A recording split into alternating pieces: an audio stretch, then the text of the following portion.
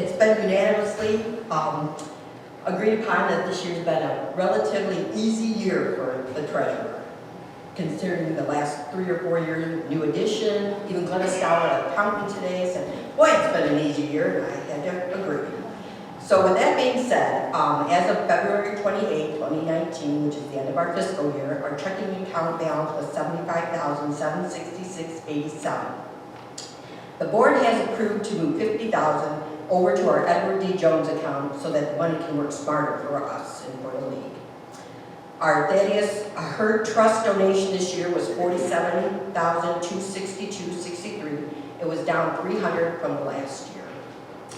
Also, our last payment for our new addition to our contractors, Studer Obermeyer, was paid after all the tasks were completed.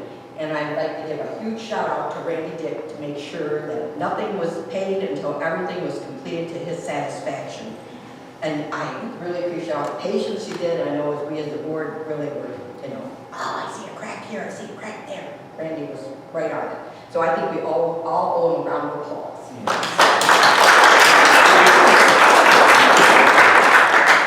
And so there was no really any expenditures that were of any great importance. The usual snow removal, lawn mowing, keeping the lights on. So I don't know if there's any questions.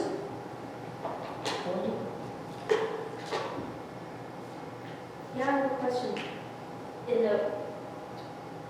the minutes from last year, it looked like you had $207,000 or something like that in something, and you didn't mention it this year. It's in our Edward D. Jones account, and that this year is $229,616.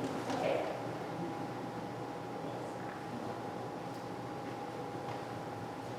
And now I think that Frank would like to say a few words.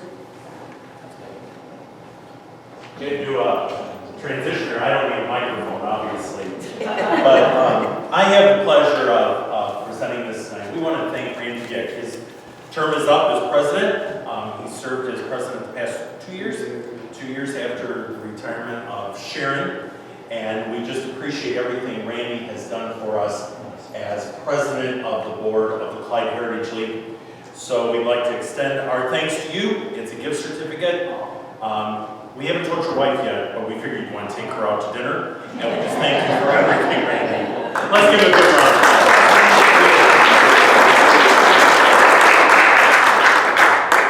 Very nice of you, everyone. Appreciate it.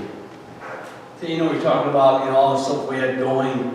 I mean, compared to when Sharon was president, oh my gosh, it was, we're building the building, we got 100 things going. It was, we were attached at the hip for a year, I swear. I didn't talk to her 3 times a day. I'm like, what's up? Maybe you want to take her to dinner then.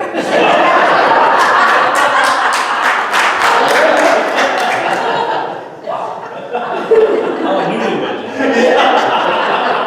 I don't have the 7-month itch already.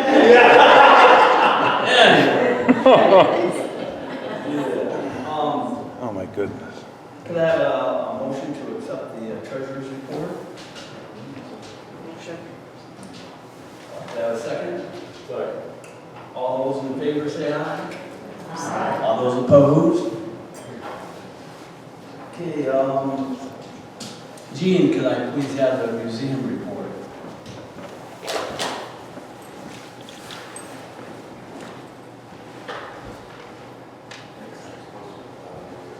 Well, I thought you told me you were going to leave. Well, I'll try. All right. The museum report for last year, just want to do the same thing. This year, highlighting some of the things that we did in 2018. We had a good year, another good year for the museum. There were several donations to the museum. The programs that we had were well attended. And we had a successful Winesburg weekend event. Several appointments for the McPherson house for people to go through there, as well as collections development and preservation, use of local history files and archives by researchers, all of which continue to help meet the mission of the museum to preserve Clyde's history and its heritage.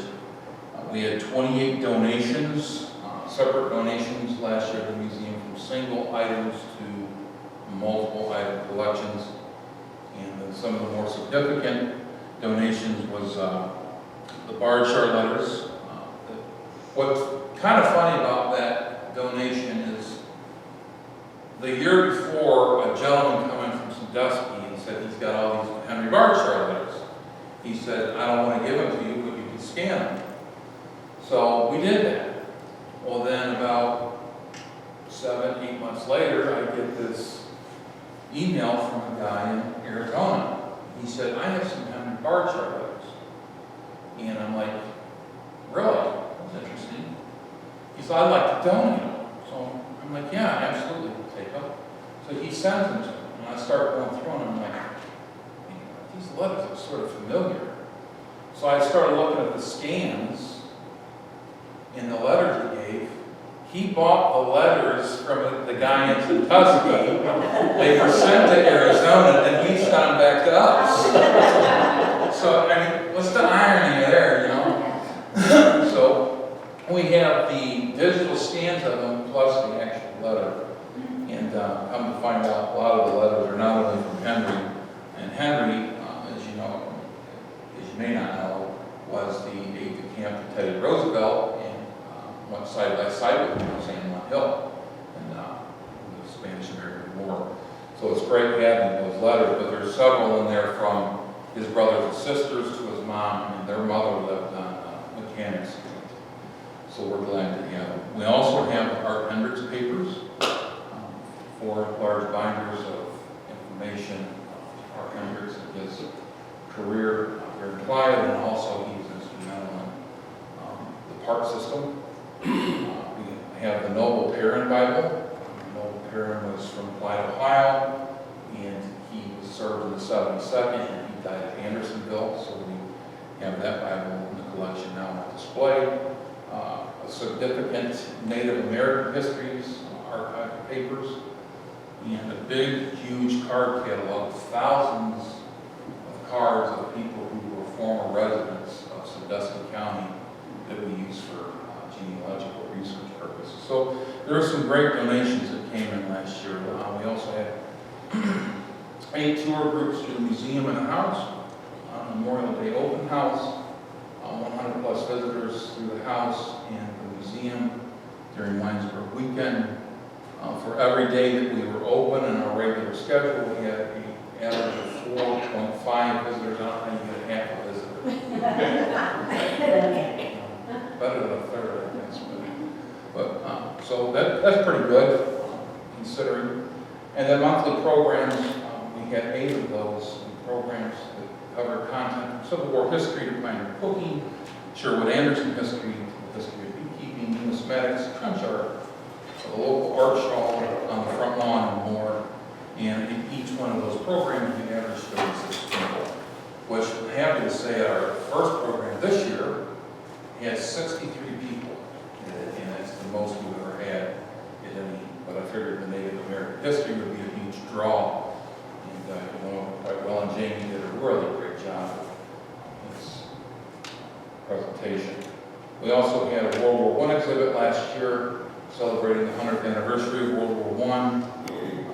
A Native American object collection improvement. A fellow who was a professor at Penn State, Guy Pernetti, came and helped me specifically identify each Native American object in our collection. And then we put cards with all of those and learned some new things. Most of what we have is prehistoric. We got prehistoric Indians and historic Indians. And so we have a lot of prehistoric items. And then he helped me to figure out what's authentic versus replicas. So that's nice to know that. We participated in the American Bloom program. We helped the Clyde Bloom Committee with the heritage history part by putting Sharon and was it you, Linda, and Sandy figured out what businesses were located in certain buildings uptown on Main Street, and then those were hung on the windows, and then we also provided information for them. The for other parts of the project. The brick patio project was completed by James Savannah, which was an Eagle Scout project. And it looks very nice. I think he did a good job. And you can, if you haven't seen that, it's out there between the building. We have a little sign that we got to put up now that the weather's better, noting and recognizing his work there. Also, the Whirlpool fire tractor was put on loan to the Whirlpool Corporation for display in their factory museum. And then looking to the future, I'm kind of excited. The last thing here is we're going to enter into a collaboration project with the Bowling Green State University to look at doing some digital archiving of our collections. And one of the things that we're hoping to do, which is a good possibility, is digitally archiving the complete collection of Clyde Enterprise and then making that available online. And the beautiful part is they're going to write the grant. Writing a grant is a very difficult and challenging thing, so they're going to do that, and it's going to be for the equipment, and then they'll send interns here to work. So we're hoping that it's all going to come through. I'll be meeting with them again next Monday here at the museum, show them through the museum, and then they might even do some archiving, digital archiving of other. So hopefully that'll come through. And that's basically the big stuff, what happened and what is going to be. Thank you, Gene.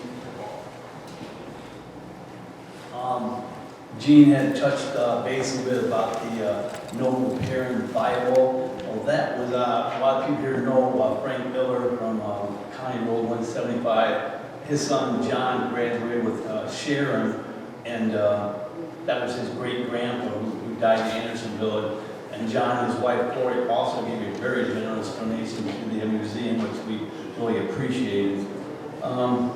Now we're going to present the 2019 Heritage Award, and Frank can step up here.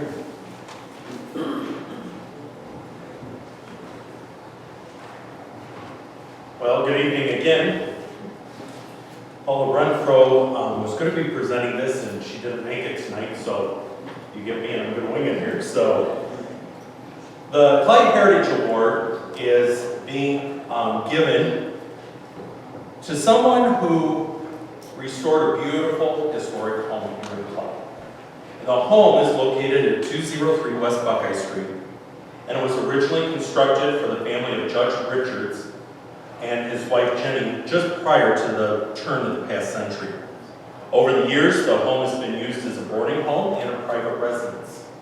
For many years, several historic tidbits merged into a single story about President McKinley speaking from the home. And while that never actually occurred, a significant moment in Clyde's history did occur. During the presidential campaign of 1896, the McKinley Club hosted a day-long rally that included bands, speakers, and a demonstration of rousing support for the candidate, William McKinley, who at the time was the governor of Ohio. By the end of the day, over 2,500 had gathered to hear a speech by Senator Joseph Foraker, who had been the 37th governor of Ohio and was one of the current U.S. senators representing Ohio. Due to the large crowd, the decision was made to have the senator speak from the balcony of the home. The following year, after winning the presidency, McKinley, however, he did stop briefly in Clyde on his way to the wedding of Fannie Hayes. The reason for the stop was to allow a postal train to pass. Not much in Clyde has changed with having to stop for a train. So my friends, it's nothing new. It's been going on for many years. Word of the that's not in this little brochure, but that's what you get when you ask me to do it. So, word of the president on the train spread quickly. He and Mrs. McKinley, along with dignitaries traveling with the president, did greet several hundred from the caboose, but never left the train. So the speech from the home's balcony to a very large crowd was a significant event, and every effort will be made to highlight this event by submitting an application in coming months to gain official recognition of the home on the Ohio Historical Registry. I just want to give a little bit maybe about the present of it. In March 2017, the home was purchased by the Boyer Family Homes LLC of Clyde. Extensive renovations have been made on the building. During the planning process, every effort was made to embrace and highlight the history and natural charm of the home. Special care was given to the woodwork throughout the home. All the electrical, plumbing, heating, and new air conditioning were added. 5 bathrooms were incorporated into the home with natural marble showers and tile flooring reminiscent of the late 19th century. Modern comforts and conveniences have been added to include laundry facilities on the first and second floor. The outside of the home has been repainted, new porch railings, walkway to the front door, and a complete landscaping makeover offer a dramatic first impression of the home. So on your way out tonight, make sure you take a look right over here at the corner of Buckeye and George. And at this time, I'm going to ask Doug and Bobby Boyer to come forward. Clyde Heritage Award in recognition of achievement in preserving the